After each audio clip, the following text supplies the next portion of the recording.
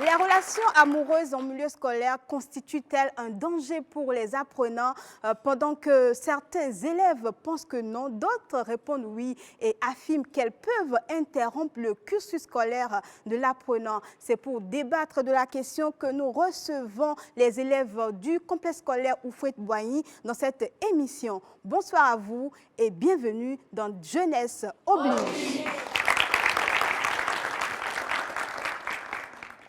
Merci à vous, chers amis. Et puisque vous connaissez déjà le principe de l'émission, nous allons accueillir sur ce plateau Pio. Il est l'un de vos camarades. Bonsoir, Pio. Bonsoir. Comment te portes-tu? Je vais bien, merci. Et toi?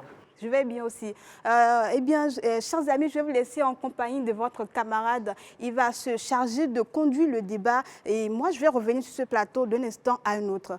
À tout de suite, les amis. Chers téléspectateurs, bien bonsoir chez vous. Les relations amoureuses en milieu scolaire représentent aujourd'hui un sujet polémique dans les réflexions des divers acteurs du système éducatif béninois. Qu'en pensent mes camarades ici présents avec moi? C'est dans ce but que nous allons présenter ce débat portant sur ce sujet et chacun va défendre son point de vue.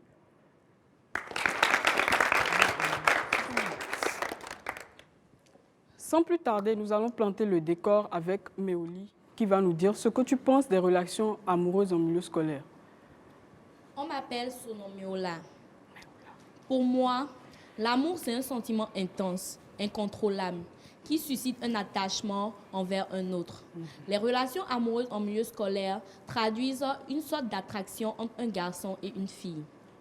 Ainsi, les relations qui débutent en milieu scolaire peuvent aboutir à des mariages qui dureront plus longtemps. En effet, lorsqu'on commence une relation avec un individu, lorsque la relation a des bases, on connaît les principes de chacun. On sait ce que l'autre aime, ce qu'il n'aime pas. Ainsi, on sait quoi faire pour lui faire plaisir, pour l'énerver. On évite souvent de l'énerver. Cela diminue les disputes. Et même quand il y en a, on sait quoi faire pour les stopper et tout. Donc, les relations amoureuses en milieu scolaire peuvent aboutir à des couples qui dureront plus longtemps, réduisant ainsi les divorces. Donc l'ancienneté du couple va finalement forger une solide base qui conduira vers un couple meilleur. Donc, Senomi, est-ce que tu partages le point de vue de Méola? Merci Pio. Moi, c'est Zoncle Senomi. Méola, je ne partage pas totalement ton point de vue parce que les relations amoureuses en milieu scolaire, il faut d'abord avoir une certaine maturité d'esprit avant d'entreprendre une relation amoureuse. Et il faut aussi être très conscient. Et quand on parle de relations amoureuses en milieu scolaire, n'oublions pas que le milieu scolaire, c'est déjà depuis le CI déjà jusqu'en terminale. Donc, ce n'est pas seulement les élèves de la terminale que ça concerne. Il faut une maturité d'esprit et être aussi vraiment conscient avant d'entamer une relation amoureuse. Voilà. Puisqu'il se pose un problème de conscience, est-ce que ça ne remet pas en question votre opinion? Je m'appelle Célia. Merci Pio pour ta question.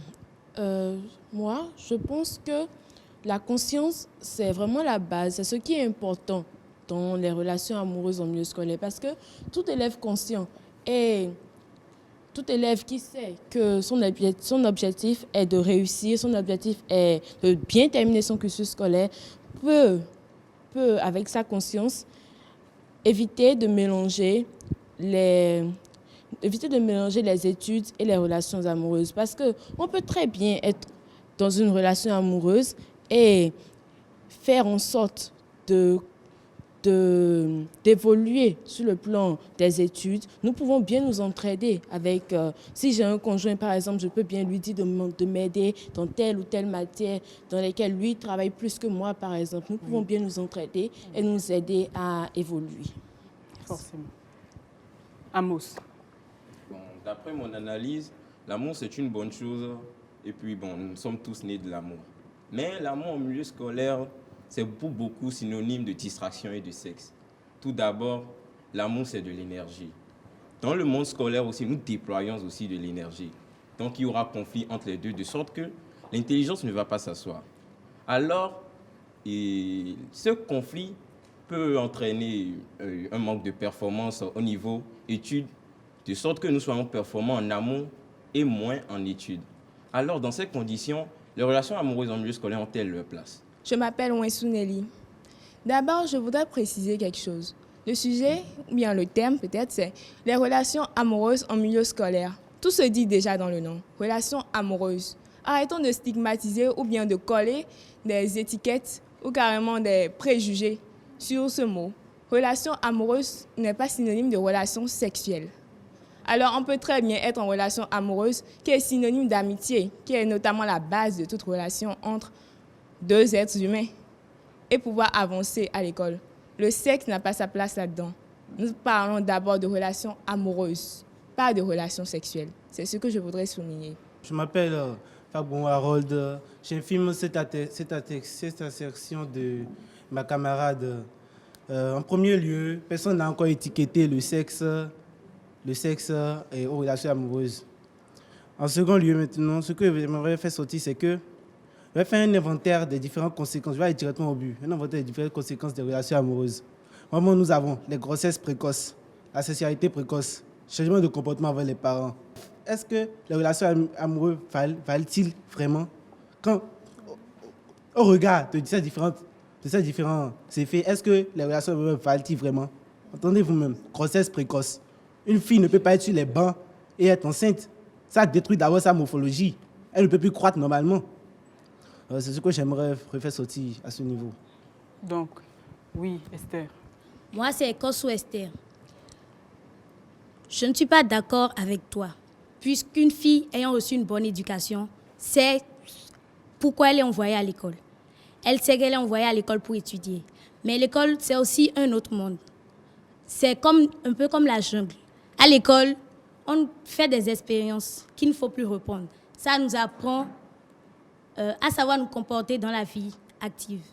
À l'école, on nous apprend les inconvénients du sexe. Comme en troisième, dans certaines situations d'apprentissage, on parle de la reproduction. On sait qu'est-ce qu'il faut faire pour ne pas tomber enceinte. On sait qu'on ne doit pas aller au sexe à un âge donné.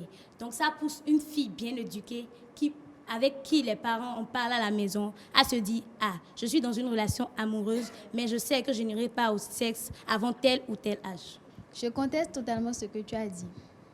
Pourquoi? Parce que malgré l'éducation reçue à la maison, il y a l'influence des pères.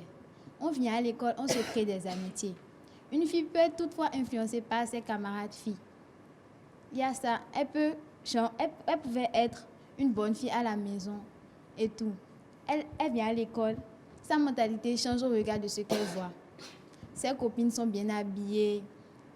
Ce sont les hommes qui les donnent ce qu'elles ont et tout. Genre, la fille vient, ne se dit « Ah, moi, je suis seule dans mon coin. Moi-même, je pouvais bien être comme ça. » Donc, avec cette mentalité, elle se construit un autre monde. Elle suit la tendance. Elle se donne au cesse. Donc, est-ce que l'influence des pères voulant se donner une valeur, voulant se mettre au même titre de leurs camarades, n'influe pas de façon négative les relations amoureuses? Bon, on nous envoie à l'école, c'est pas pour copier les autres. Si les autres font ce qu'ils font, c'est parce qu'ils aiment ce qu'ils font. Et puis, tu n'as pas besoin de faire ce que les autres font. Tu peux faire ce que tu fais.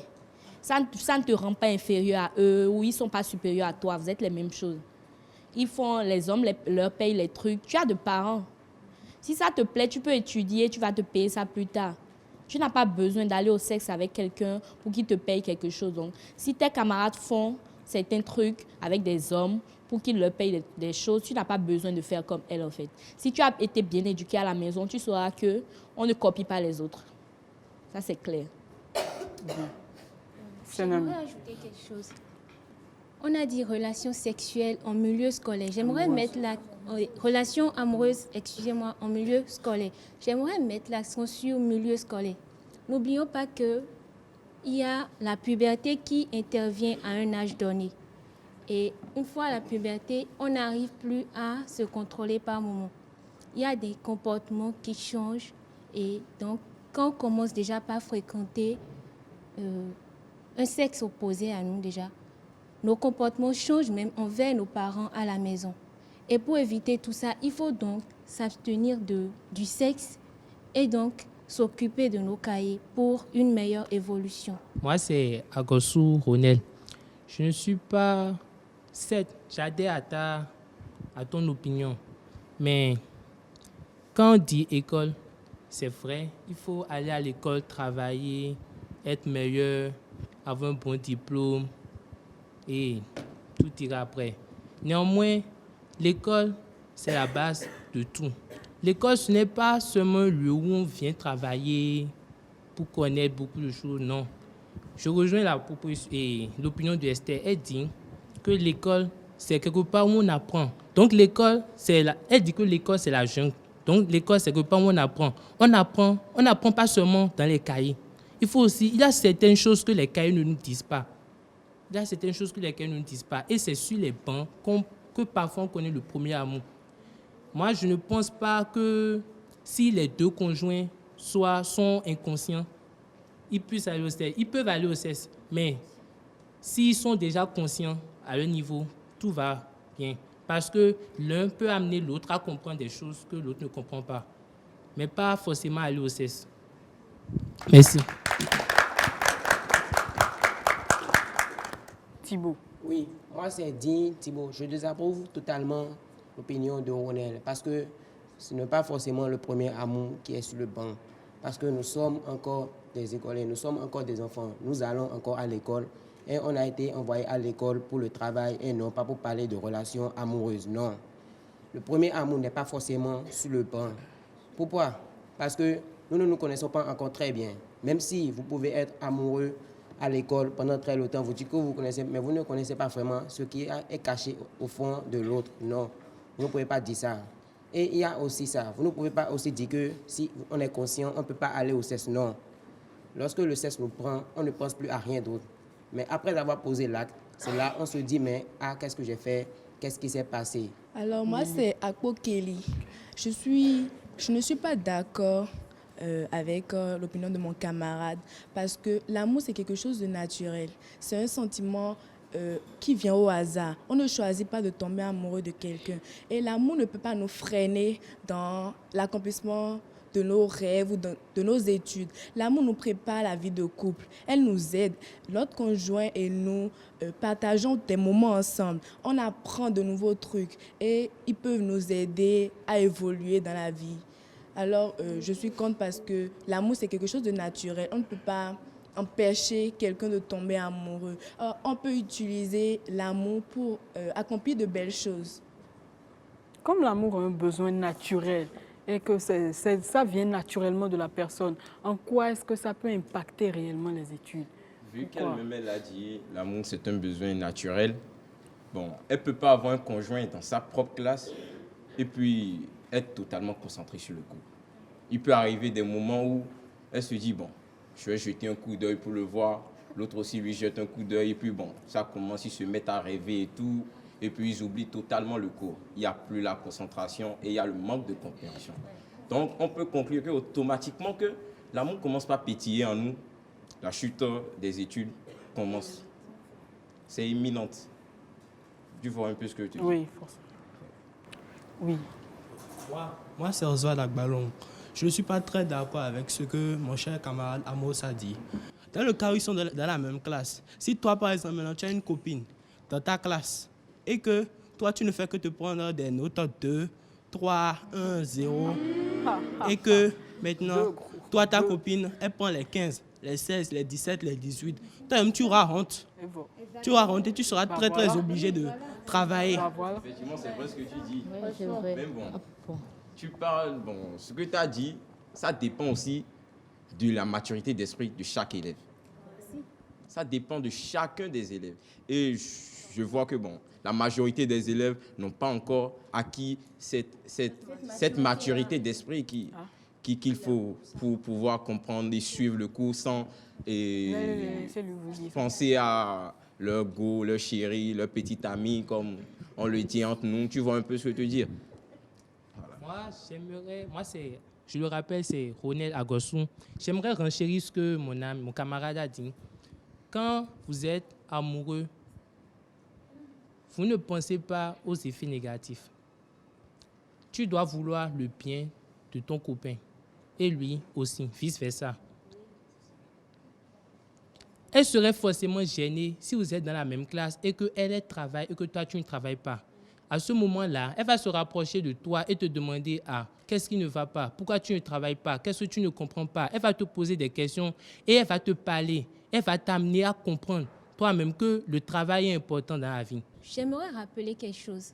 Il est vrai que relation amoureuse en milieu scolaire est différente de relations sexuelles en milieu scolaire. Mais est-ce que ce que vous êtes en train de dire là, ce n'est pas pour encourager déjà les élèves de la 5e, de la 4e et même de la 3e à s'engager dans des relations amoureuses en milieu scolaire?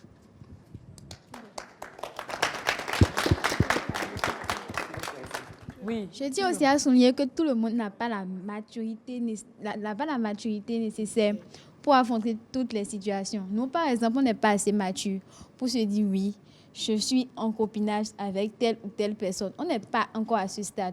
Pour le moment, c'est nos études ou rien.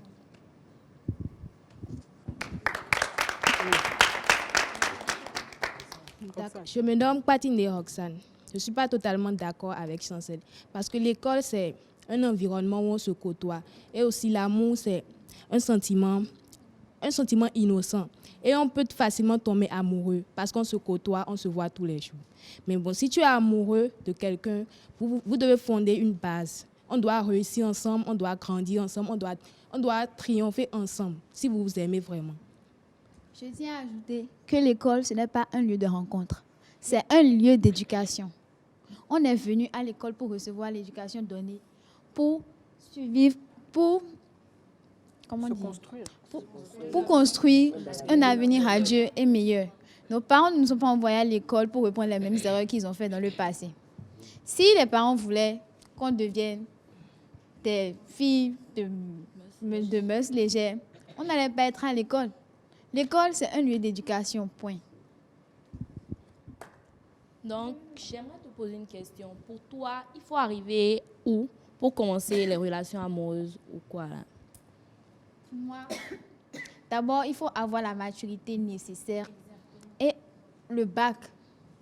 Les parents n'attendent pas moins de ça de nous. Le bac. Aujourd'hui, tu sais que tout le monde n'a pas le bac à 18 ans. Oui. Tu parles du bac, tout le monde n'a pas le bac à 18 ans. Justement, tout le monde n'a pas la même vision des choses. En quoi la vision a à voir avec l'âge? La conscience. Tout le monde n'est pas mature, là. J'ai parlé de l'âge, tu me parles de l'âge. Moi, par exemple, je fais la terminale et puis j'ai 16 ans. J'ai 16 ans et je vais au bac. Moi, mes parents, je veux les rendre fiers. C'est pour ça, à l'école, je me donne à fond. Pour moi, c'est les études en premier. Elle a parlé.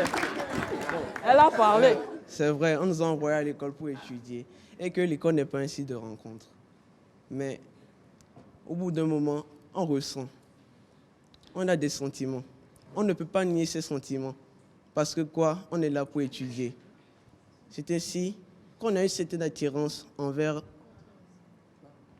une autre de sexe opposé. L'amour, c'est un sentiment innocent. Il n'y a pas de mal à tomber amoureux.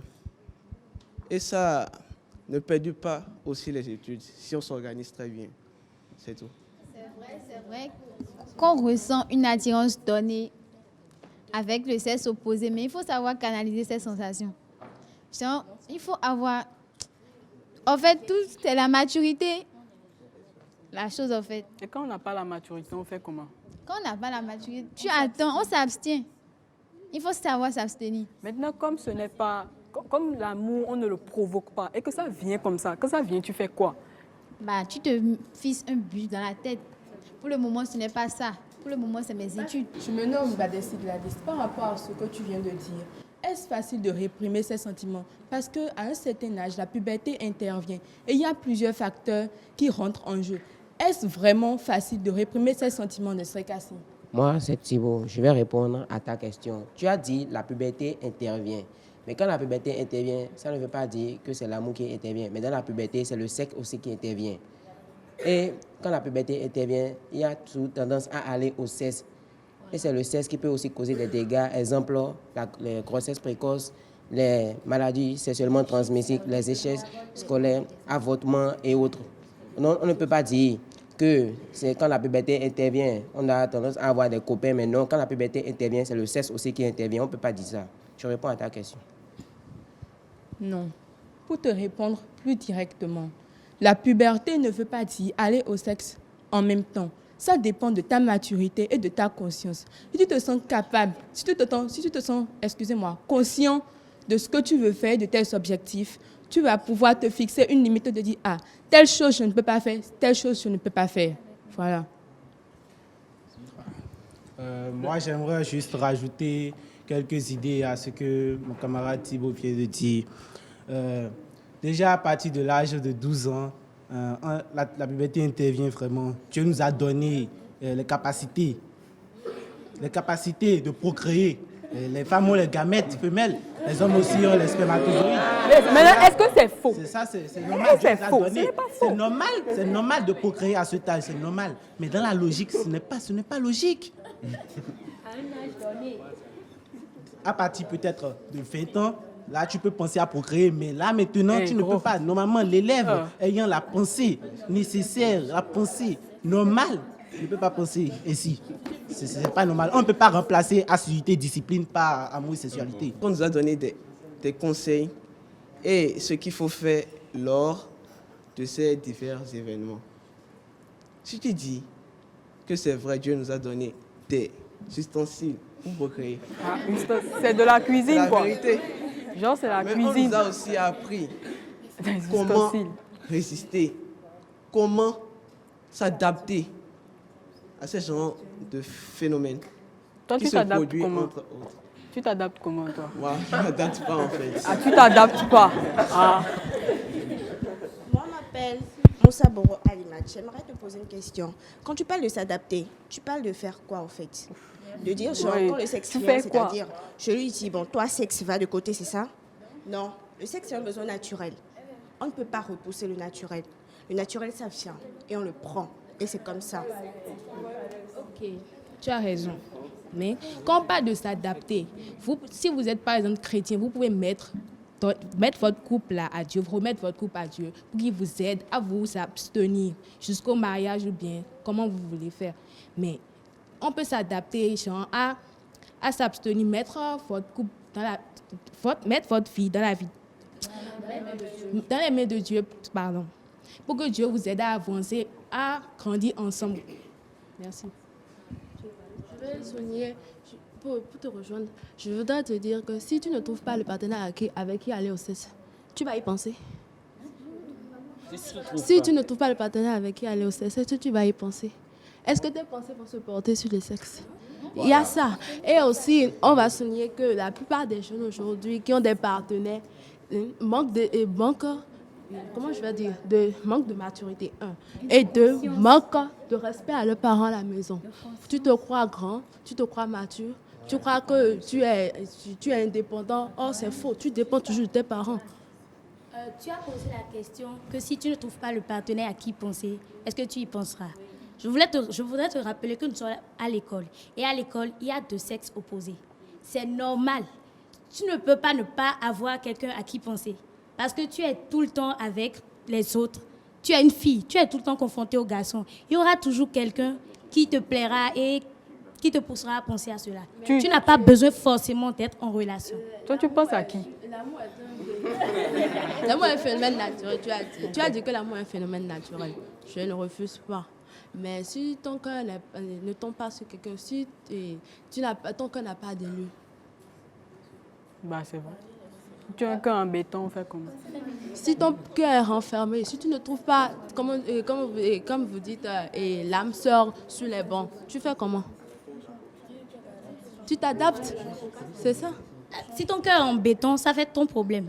Là, c'est genre, tu n'as pas à voir avec la relation amoureuse. Là, tu es une fille, tu finis tes études et tu n'as pas de problème. Mais voilà que tout le monde n'a pas le cœur en béton. Donc, voilà. Chers amis, j'aimerais ajouter, vous êtes pour les relations amoureuses en milieu scolaire. Mais n'oublions pas, les relations amoureuses en milieu scolaire aboutissent aussi élèves-professeurs, comme on le dit dans notre jargon.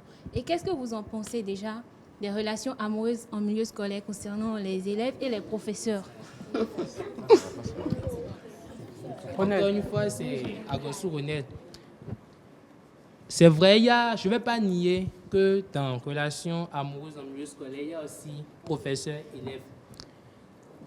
Mais la plupart du temps, quand on dit relation amoureuse en milieu scolaire, on parle plutôt de ce qui est sur le banc. On parle plutôt de ce qu'il y a sur le banc entre deux élèves. Et même s'il y a les professeurs et les élèves qui interviennent, moi, je ne pense pas que si le professeur, de son côté, il est conscient, il sait qu'il est venu pour quelque chose, il veut gagner sa vie, il a une famille. Il a une famille à la maison, il doit prendre soin de sa famille. Il doit prendre soin de sa femme. Pourquoi il ira chercher quelqu'un d'autre? Jamais un sans deux. Oui, je sais, jamais un sans deux, mais n'empêche, s'il respecte vraiment sa famille, il resterait avec eux. Il ne va pas chercher à gâter la fille d'une élève en classe. C'est impossible. Mais tu ne refuses pas. Tu ne refuses pas ça quand même. Je ne refuse pas. Je refuse pas. Et tu comprends, tu acceptes avec moi que les relations amoureuses en milieu scolaire entre élèves et professeurs, que ça peut toutefois frustrer l'élève qui est dans ce cas et que ça peut toutefois l'amener à donner un rendement scolaire très faible. Je ne refuse pas. Quand on parle de l'école, il y a les autorités. Il y a les autorités. Si l'élève même ne veut pas, a peur de dénoncer le professeur qui lui fait ça, ça veut dire qu'elle-même, elle s'adonne à ça, ou bien lui-même s'adonne à ça. Non, mais il y a un retour. Quand l'élève s'adonne avec une relation avec son professeur, forcément les bonnes notes commencent par venir. Toi, tu vas décher dans ton coin avoir 12, pendant qu'elle aura 17 sans toucher à son cahier.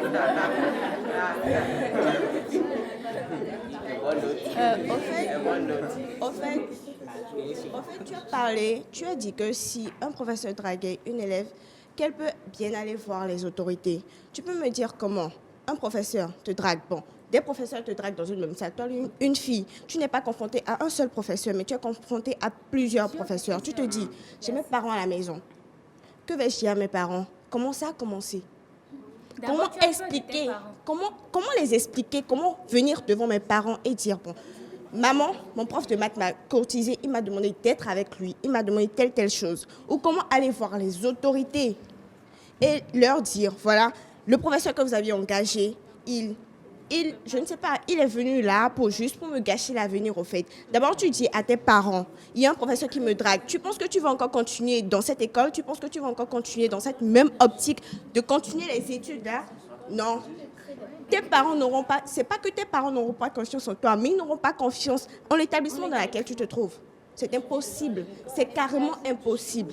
Même si elle va voir une autorité, soi-disant qu'un professeur l'a dragué, mon cher, hein, c'est impossible pour la fille de se mettre en tête, d'être à l'aise au fait avec ses camarades. Parce que ses camarades, d'avoir déjà du genre, elle est déjà allée loin, quoi. Elle n'est pas restée dans le cadre des élèves. Elle a percé, elle est allée dans le cadre des professeurs. Donc, affaire des autorités. En ce qui concerne les autorités ne pourront rien régler dans cette affaire. Je m'appelle Sadikou Samira. Je désapprouve totalement ce que tu viens de dire. On est à l'école. On sait pourquoi on est venu à l'école. Ton professeur, c'est comme ton père.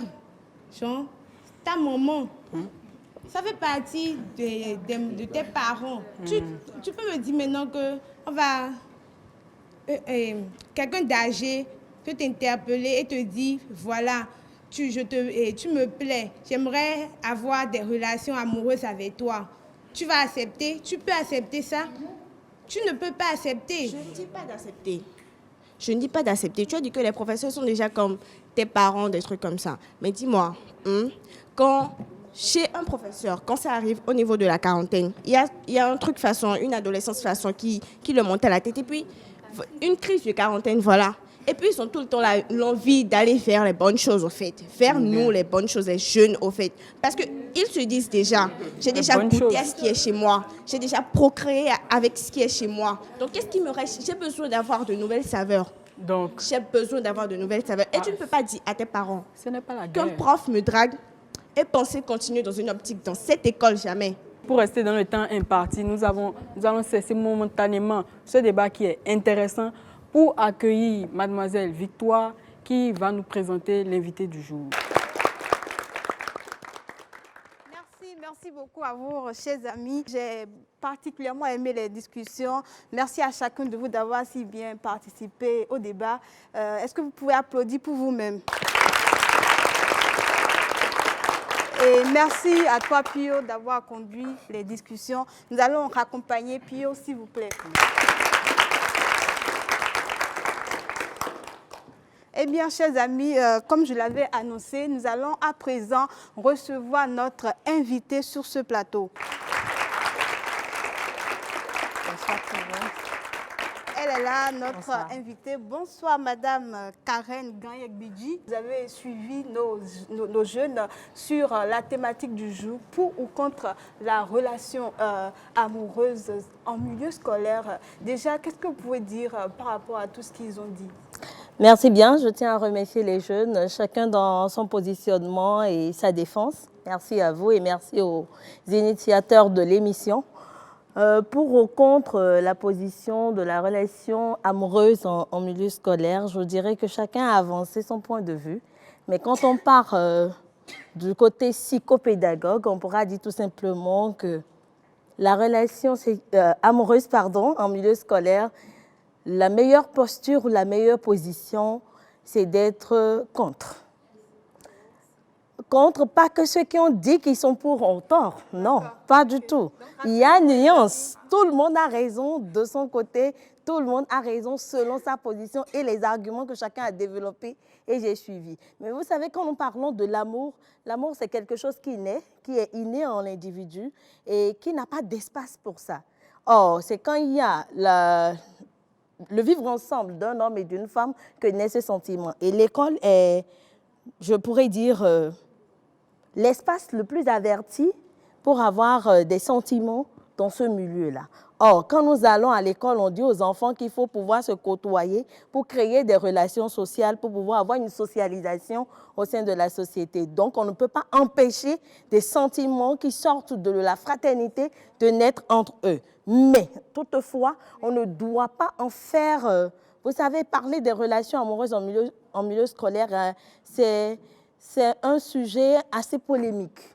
Et c'est un secret de polichinelle de pouvoir en débattre. Mais en parler, tomber amoureux ou amoureuse ne veut pas dire qu'on doit en faire une spécialité ou on doit en faire une existence obligatoire quand on se retrouve dans un milieu scolaire. Parce que... Excusez-moi, je ne vous coupe pas, mais est-ce qu'on peut se permettre déjà d'abord de tomber amoureux en tant qu'élève?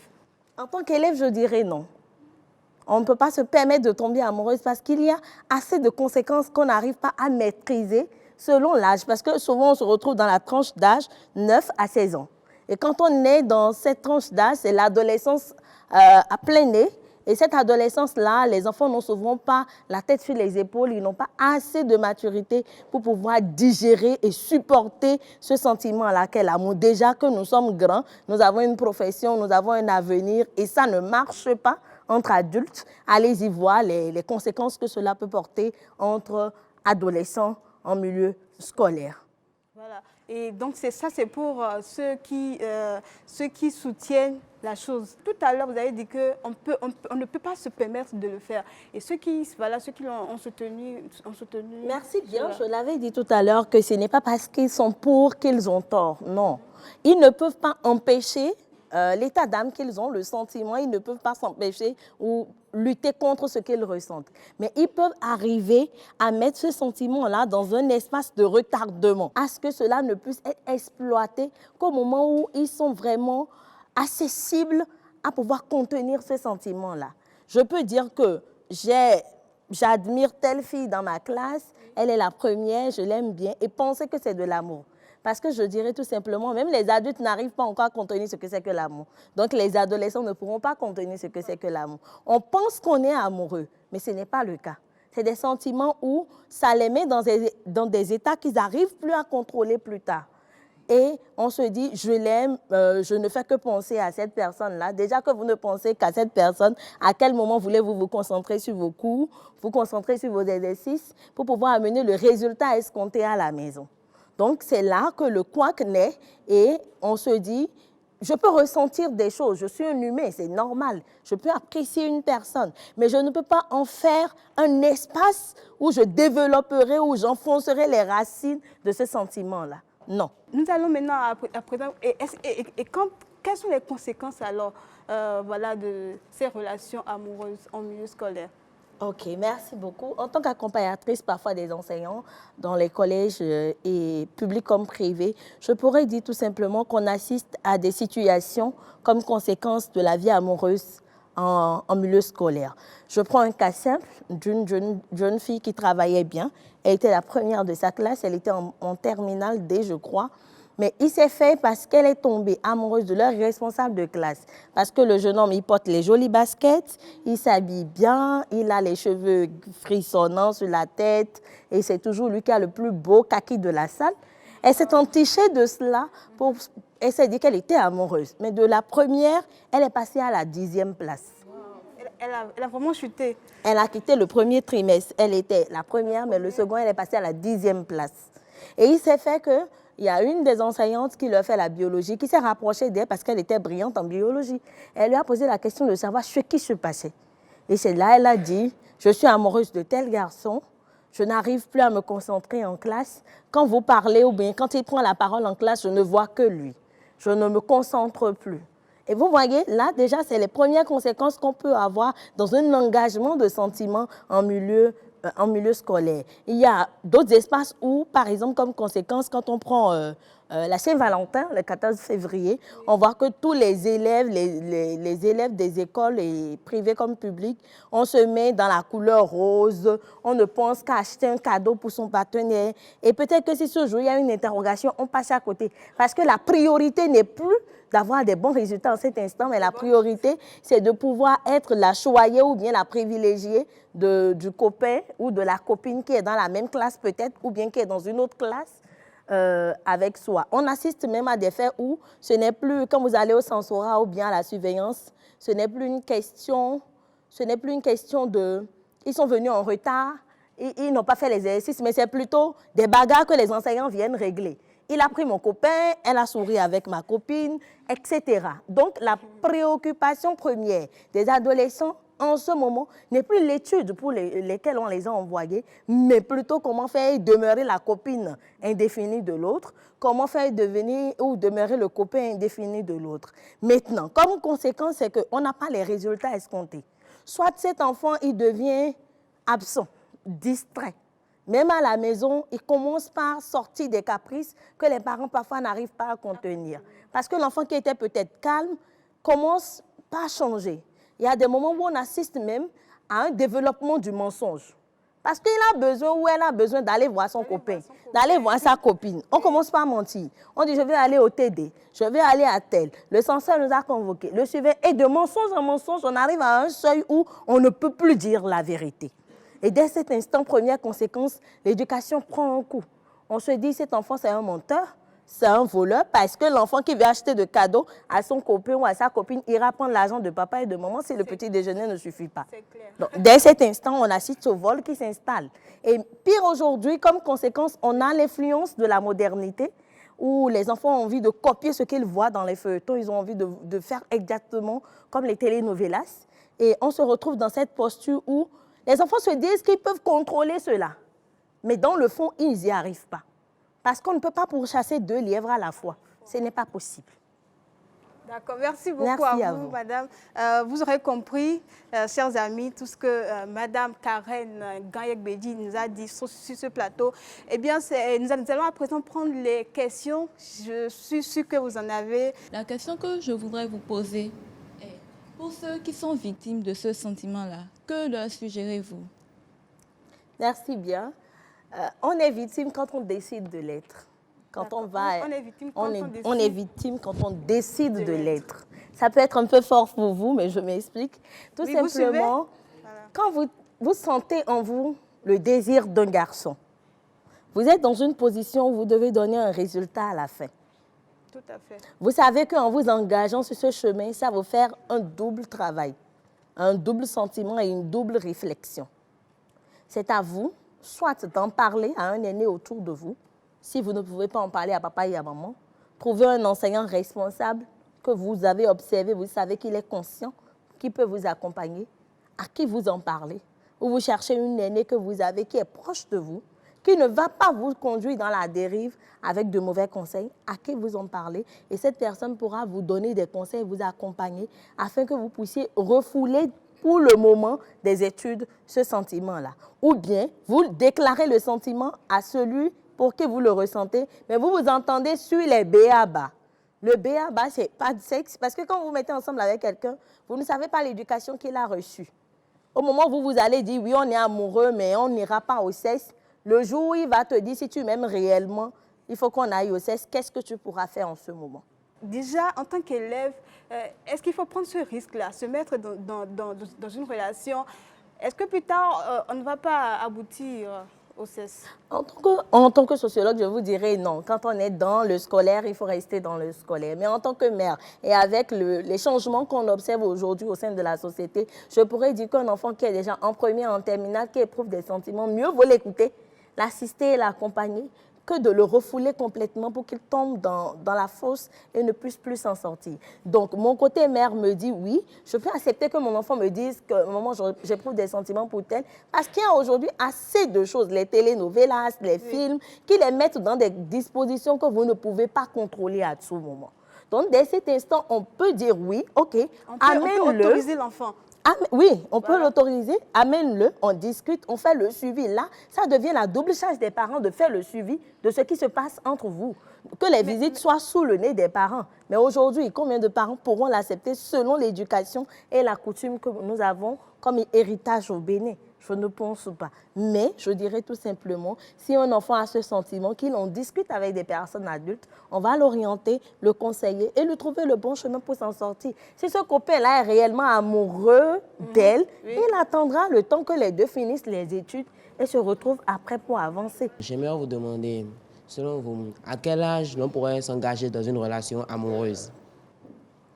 Comme on le dit souvent, l'amour n'a pas d'âge, mais pour le bonheur et le suivi de la garantie de votre avenir, je pourrais dire, attendez d'être réellement mûr, comme on le dit. Je pourrais dire peut-être, parce qu'aujourd'hui on a le bac à 16 ans, et quelqu'un a la licence déjà à 19 ans, mais est-il mature pour assumer ce que c'est que l'amour réellement? Moi, je pourrais tout simplement dire, parler d'amour, vous pouvez attendre d'atteindre les 23. Pourquoi pas? Ils ont dit d'attendre au moins 23 ans avant de vous engager, parce que le problème, c'est quoi? Plus tôt vous rentrez dedans, et beaucoup plus vous avez de difficultés à vous en sortir. Parce que vous allez accumuler assez de déceptions. Vous ne savez pas ce que vous réserve votre partenaire. Et de déception en déception, ça crée une psychose en vous qui porte atteinte à votre bien-être plus tard. Donc, chers amis, je suppose que vous qui êtes ici sur ce plateau, vous êtes, disons, en terminale au plus. Donc, vous avez peut-être 16 ans, 17 ans. Donc, vous n'avez pas encore l'âge Selon la loi béninoise, c'est 18 ans, vous pouvez vous marier. Mais aujourd'hui, cette maturité est-elle réellement à 18 ans? Donc, je dirais à partir de 18 ans, mais à 23 ans, c'est beaucoup plus sûr. Beaucoup plus sûr. Donc, eux, ils doivent encore attendre nos chers amis que nous avons sur ce plateau. C'est bien cela. Est-ce que vous êtes d'accord avec ça? Vous êtes sûr? Ok, d'accord. Donc, on va continuer avec les questions. Vous avez dit que vous suivez souvent les professeurs dans les collèges comme dans le public. quand vous faites souvent les réunions entre professeurs et les supérieurs, est-ce que vous discutez sur le fait des relations entre professeurs et élèves? Parce qu'on ne va pas refuser que de 2018 en 2019, sur 1122 cas de grossesse, 7 professeurs sont à la base de ces grossesses-là. Qu'en disiez-vous? Oui, vous allez voir qu'aujourd'hui, l'actualité tourne autour des grossesses précoces en milieu scolaire et que l'État y met, ou le gouvernement, chaque institution y met toute l'énergie possible pour pouvoir combattre ce phénomène-là. Les responsables d'établissement également, quand ils se retrouvent dans la réunion des enseignants, que ce soit au collège comme à l'université, le phénomène est présent. Hein. Ne vous leurrez pas, ne pensez pas que c'est seulement au collège que ça se vit. Le fait qu'une élève soit avec un enseignant, on retrouve des étudiants et étudiantes avec des enseignants. Et récemment, il y en a qui ont été même mis aux arrêts. Donc oui, les enseignants, ils en parlent entre eux. Ceux qui ont la conscience savent qu'ils ne doivent pas le faire. Et c'est le reste qu'on essaie, comme on le dit souvent, il y a toujours de brebis galeuses qui existent au milieu de tout le monde. C'est ces brebis galeuses-là qu'on essaie de ramener dans la bergerie pour que tout se passe bien. On va prendre une question de ce côté. Merci madame, je vous ai écouté. Et la question que j'aimerais poser, c'est est-ce que les relations amoureuses en milieu scolaire ont que des conséquences négatives sur les apprenants? Ils n'ont pas de désavantages? À 90% des cas, ça a des effets négatifs. 90% des cas. Des situations qui se présentent à nous au sein des ONG et autres. Ça a des effets négatifs. Mais les 10% restent le prolata qui permet de confirmer la règle, qu'il n'y a pas de règle sans exception. Et ça, c'est quand réellement les parents ont de suivi et d'accompagnement autour de ces élèves en question. Je vais vous poser la question suivante. Le fait de parler, d'instaurer les relations amoureuses en milieu scolaire, le fait d'en parler ne va pas atténuer les cas de grossesse et ce dont on a parlé. Oui, on espère que la sensibilisation, les communications autour de ces sujets avec les jeunes et les adolescents que vous faites vont accompagner chacun dans sa conscience pour pouvoir se dire « je ne dois pas faire, je dois attendre ». Mais parfois, on se retrouve dans des situations où c'est un peu comme à la maison, où papa dit « on ne vole pas », mais vous volez quand même. Donc, on espère que la sensibilisation va apporter quelque chose de meilleur, mais il arrive des fois où, malgré la sensibilisation, la situation est toujours présente. C'est selon la conscience et le mental de chaque individu. Ok, une autre question? J'aimerais que vous donniez des conseils aux parents qui sont plus stricts sur ce sujet-là. J'aimerais bien que vous leur donniez des conseils. D'accord. Je peux y aller? Allez-y, madame. Ok, je dirais simplement aux parents, le temps où on a reçu l'éducation de nos ancêtres où c'est strict, où la femme ne doit pas parler d'homme, je vais juste dire aux parents, je les en supplie, ce temps est un peu révolu. Nous sommes dans une ère ou dans un espace où on observe une modernisation de la société, où on est beaucoup plus influencé par le produit de l'extérieur. Donc, je demanderai aux parents tout simplement, au lieu de prendre la croix et la bannière pour pouvoir accompagner les enfants, mieux vaut prendre la communication, la patience et l'écoute pour pouvoir tenir dans l'éducation de ces enfants-là. Parce que, vous savez, quand par exemple, vous êtes en train de regarder telenovelas avec vos enfants au salon, et qu'on arrive sur une scène où 2 personnes s'embrassent, vous allez voir que systématiquement, on zappe la télé et on dit tout le monde au lit. On dit étayez-moi la télé. Non, je dirais simplement aux parents, moi je leur conseille, psychopédagogue que je suis, je leur conseille tout simplement de laisser couler la scène, mais de discuter en même temps que la scène passe avec leurs enfants. Dites-leur, posez-leur des questions. À quel âge doit-on faire ça? Ce qui se passe là, qu'est-ce que c'est? Vous en savez quoi? Qui le fait déjà? Qui ne le fait pas? Parce que, oui, si vous ne mettez pas les enfants en confiance, ils ne vous parleront pas. Mais si tout le temps le papa est agressif, la mère est insultante, l'enfant sera dans le décor. Ils sont d'accord avec vous. Ok, et les parents, ils auraient compris, puisqu'ils nous suivent également. Oui, oui. Ici, est-ce qu'on a fini avec les questions ici? Et bon, on va prendre les 2 questions et je réponds ensemble. Oui, ok. Donc, on prend les 2 questions ensemble et vous répondez. Vas-y. Okay. Moi, je voulais juste vous demander, c'est quoi une influence négative? D'accord. Allez-y. Quelle est la différence entre l'attraction, l'attirance et l'amour? Quelle est la différence, Quelle est la différence entre avoir faim et manger? Si vous trouvez la réponse, c'est que vous avez votre réponse. Et vous attire, c'est que vous aimez sa compagnie. Vous l'aimez. Quand vous serez à ce stade, on parlera de ce que c'est. Parce que ça se ressent. C'est compris? Et influence, c'est l'effet ou la conséquence immédiate que ça peut avoir sur vous, sur votre mental et sur vos comportements. Ce que ça peut vous pousser à faire. C'est bon? D'accord. Oui. Moi, je tiens vraiment à vous dire merci, maman. Je ne vais pas dire madame parce qu'elle est une mère pour nous. Voilà. Merci, car ces conseils nous ont fait vraiment beaucoup de bien. Donc, on le dit tous ensemble. Merci. Merci à vous. Est-ce que vous avez d'autres conseils à l'endroit de nos jeunes qui nous suivent? Oui, comme conseil, je dirais aux jeunes qui sont ici et par leur voix, les jeunes qui ne sont pas sur ce plateau, essayez de discuter avec vos camarades, sensibiliser-les. Vous pouvez être pôle de communication, amenez-les à comprendre les impacts que peut avoir une relation amoureuse, parce que quand on parle de relation amoureuse, on atterrit forcément sur la relation sexuelle, qu'on le veuille ou non. Et cela peut détruire votre avenir, cela peut vous ramener à être déscolarisé, cela peut vous amener à briser vos rêves. Donc, pensez premièrement, parce que vous êtes l'avenir de tout un peuple. L'avenir du Bénin, c'est vous. Donc, pensez au Bénin d'abord et à vous-même après. Merci. Merci beaucoup à vous, madame. Eh bien, chers téléspectateurs, nous sommes à la fin de cette émission. Merci de nous avoir suivis. La thématique autour de laquelle nos élèves ont débattu sur ce plateau, c'était les relations amoureuses en milieu scolaire, pour ou contre. Merci à vous, chers amis, d'avoir participé à cette émission. Nous sommes à la fin. Eh bien, nous vous donnons rendez-vous pour un autre numéro de votre émission. D'ici là, portez-vous bien.